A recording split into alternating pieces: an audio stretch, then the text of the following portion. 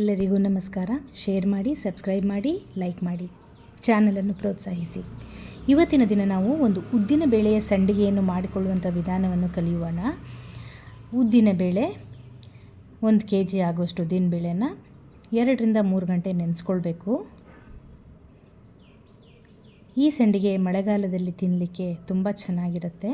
ಬೇಸಿಗೆ ಇದ್ದಾಗ ಮಾಡಿಟ್ಕೊಳ್ಬೇಕು. ನೋಡಿ, ಈ ಥರ ನೆನೆಸ್ಕೊಳ್ಬೇಕು. ಖಾರಕ್ಕೆ ಬೇಕಾಗಿ ಹಸಿಮೆಣಸಿನ್ಕಾಯಿ, ಹುಳಿಗೆ ಮಾವಿನಕಾಯಿ ಮತ್ತು ಗುಂಬಳಕಾಯಿ. ಇದನ್ನು ಉದ್ದಿನಬೇಳೆ ಮತ್ತು ಗುಂಬಳಕಾಯಿ ಸಂಡಿಗೆ ಅಂತ ಕೂಡ ಕರಿಬೋದು. ಇಂಗು ನೆನೆಸಿ ಇಟ್ಕೊಳ್ಬೇಕು. ಮಾವಿನಕಾಯಿ ಸಿಪ್ಪೆ ತೆಗೆದು ಹಸಿಮೆಣಸಿನ್ಕಾಯಿ ಜೊತೆಗೆ ರುಬ್ಬಿ ಖಾರ ಮಾಡಿ ಇಟ್ಕೊಳ್ಬೇಕು. ಹಾಗೆಯೇ ಕುಂಬಳಕಾಯಿನ ಸಿಪ್ಪೆ ತೆಗೆದು ತುರಿದು ಇಟ್ಕೊಳ್ಬೇಕು. ಅದನ್ನು ಆಮೇಲೆ ರುಬ್ಬಿ ರೆಡಿ ಮಾಡುವಂಥ ಉದ್ದಿನ ಬೇಳೆಯ ಜೊತೆಗೆ ಹಾಕ್ಕೊಳ್ಬೇಕು.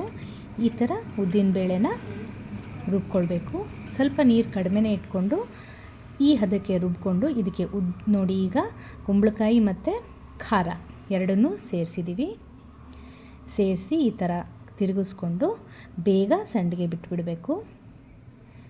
ಒಳ್ಳೆ ಬಿಸಿಲು ಕಾಲದಲ್ಲಿ ಬೆಳಿಗ್ಗೆ 8 ಗಂಟೆ ಅಷ್ಟೊತ್ತಿಗೆ ಮಾಡಿಕೊಂಡು ಬಿಸಿಲಿಗೆ ಹಾಕ್ಕೊಂಡ್ರೆ ಗರಿ ಗರಿಯಾಗಿ 4 ದಿನ ಬಿಸಿಲಲ್ಲಿ ಒಣಗಬೇಕಿದು. ನೋಡಿ, ಈ ಥರ ಬೇಗ ಸೀರೆ ಮೇಲೆ ಸಂಡಿಗೆ ಇಟ್ಕೊಳ್ಬೇಕು. ಸ್ಪೂನಲ್ಲಿ ಕೂಡ ಇಡ್ಬೋದು, ಕೈಯಲ್ಲಿ ಕೂಡ ಇಡ್ಬೋದು. ಇದು ಅವರವರ ಅನುಕೂಲಕ್ಕೆ ತಕ್ಕನಂಗೆ ಈ ಥರ ಇಟ್ಕೊಂಡು ಮಾಡಿಕೊಂಡ್ರೆ ಚಳಿಗಾಲ ಮತ್ತು ಮಳೆಗಾಲದಲ್ಲಿ ಕರ್ಕೊಂಡು ಸೈಡ್ ಡಿಶ್ ಆಗಿ ತಿಳಿ ಸಾರಿಗೆ ಎಲ್ಲ ನೆಂಚ್ಕೊಂಡು ತಿನ್ನೋಕ್ಕೆ ತುಂಬ ಚೆನ್ನಾಗಿರುತ್ತೆ ಈ ಸಂಡಿಗೆ. ನೋಡಿ ಫ್ರೆಂಡ್ಸ್, ಈ ಥರ ನೋಡಿ ಸ್ಪೂನಲ್ಲಿ ಕೂಡ ಬಿಟ್ಕೋಬೋದು. ನಾನು ನಮ್ಮ ಫ್ರೆಂಡ್ಸು ಎಲ್ಲ ಸೇರಿಕೊಂಡು ಮಾಡಿದ್ದೀವಿ. ತುಂಬ ಖುಷಿಯಾಗುತ್ತೆ. ಒಬ್ಬರೇ ಮಾಡೋದಂದರೆ ಕಷ್ಟ ಆಗುತ್ತೆ, ಬೇಜಾರು ಅನಿಸುತ್ತೆ. ಬೇಸಿಗೆಗಾಲದಲ್ಲಿ ಸೆಕೆ ಬೇರೆ ಆಗ್ತಿರುತ್ತೆ. ಆ ಟೈಮಲ್ಲಿ ಎಲ್ಲರೂ ಸೇರಿಕೊಂಡು, ಫ್ರೆಂಡ್ಸ್ ಎಲ್ಲ ಸೇರಿಕೊಂಡು ಮಾಡಿದಾಗ ಅದೊಂದು ಖುಷಿನೇ ಬೇರೆ.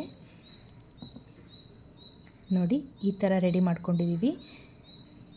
ಇದನ್ನು 4 ಬಿಸಿಲಲ್ಲಿ ಒಣಗಿಸಿ, 2 ಬಿಸಿಲು ಒಣಗಿಸಿ ಅದನ್ನು ತೆಗಿಯೋಕ್ಕೆ ಬರುತ್ತೆ. ಸೀರೆಯಿಂದ ತೆಕ್ಕೊಂಡು ಮತ್ತು 2-3 ಬಿಸಿಲು ಚೆನ್ನಾಗಿ ಒಣಗಿಸ್ಕೊಂಡ್ರೆ ಸಂಡಿಗೆ ರೆಡಿಯಾಗುತ್ತೆ. ಇದನ್ನು ಕರ್ಕೊಂಡು ಅಥವಾ ಸ್ವಲ್ಪ ಎಣ್ಣೆ ಹಾಕಿ ಹುರ್ಕೊಂಡು ಕೂಡ ಊಟ ಮಾಡ್ಬೋದು. ಧನ್ಯವಾದಗಳು.